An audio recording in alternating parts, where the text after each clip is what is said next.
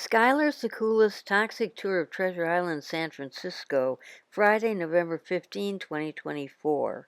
With Greenaction for Health and Environmental Justice. Attendees Bradley Angel, Camilla Elam, Shirlitha Holmes-Box, Skylar Sekulas, and Carol Harvey.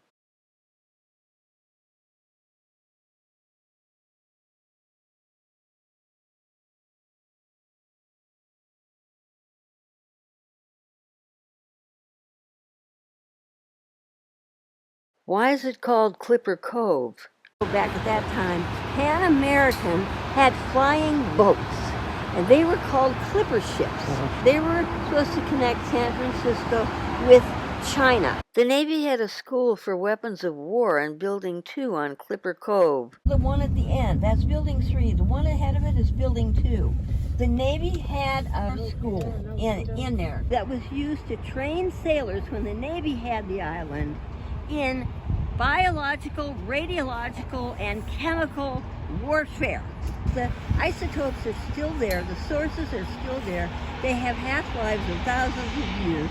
You can't get rid of the stuff. So it is now polluting Clipper Cove and the ground around it and the building. Building 233, the site of the worst radiation spill on Treasure Island. In 1950, there was a lab there where they were teaching sailors how to handle radiation, and they had radiation salts in tubes in this lab. And somebody broke a tube, and it all went out on the floor. They tracked it over here under these trees, which was a parking place for cars. They walked it across the island. The toxic radiac schools on Avenue M. They demolished this in 2019. What they had here in this spot was a Quonset hut type building on the right. Actually, pull ahead a little bit. Pull past those posts, because I continually get this wrong because the buildings are gone. Pull up there, but I should recognize it because the trees were here. Yeah, park right here. Right exactly here.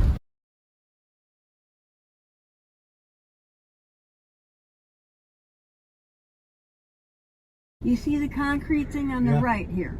Okay, that had a Quonset hut type building on it in 2019 it was a school for sailors where they taught them how to use something called check sources. Check sources are little gizmos, little pieces of equipment with radiation in them that you can use to measure the radioactive level in other equipment. Okay, they were teaching these sailors how to use them in the building on the right that isn't there anymore.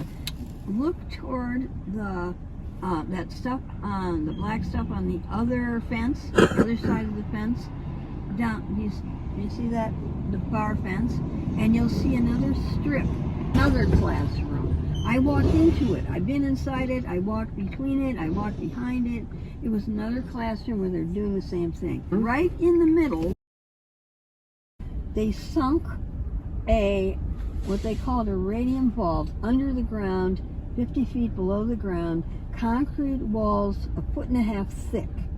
That was there in 2019. I videoed it. I nearly went into it, but I didn't want to go in there because they were holding cesium-137 sources, plutonium, and a lot of sources that they never told us about in this vault where they were protecting people from it.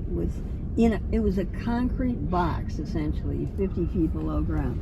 That was there. There were steps going down to it with a padlock on the door, and they dug that up, got rid of it. It took them 2 years to do it. And I came out here repeatedly and videoed it, and there were homeless people living in the vault. Yeah, I remember that. And it took them 2 years to beat in the top of that vault. That building was here when I was here. Yes. Right. Yes, it was. You showed me, yeah. You remember that? Yeah. Radiation and PFAS forever chemicals on Site 6. The PFAS is the perfluoroalkyl substances, where the Navy doesn't know how to clean it up. And they also, in 2014, they had cars for moving material, because they were taking all the radioactive dirt and stuff and putting it in these cars and storing it in that field. So that field is radioactive, but also the field has PFAS. People live next to radiation on Treasure Island. So this is where, like right in here, is where I saw, like there were signs on the fences, like 10, 15 feet from the backyard. Not from the backyard, from the building, right? So from people's windows, back doors. And this was the radioactive cleanup area. This was part of it. Yeah, this was part of it. It's This is where I took the picture. See, there's a drill hole right there. What? Where? That's where they were doing some testing. The yellow Yeah, balls. they have testing Now, wells. In 2014, the Navy evicted 24 families from this building after discovering it was radioactive. They found radiation under it. That one, right there. Well, how come they don't evacuate the whole area? How come they don't evacuate the whole area? Great question. Video by Skylar Sekulis, voiceover and tour by Carol Harvey.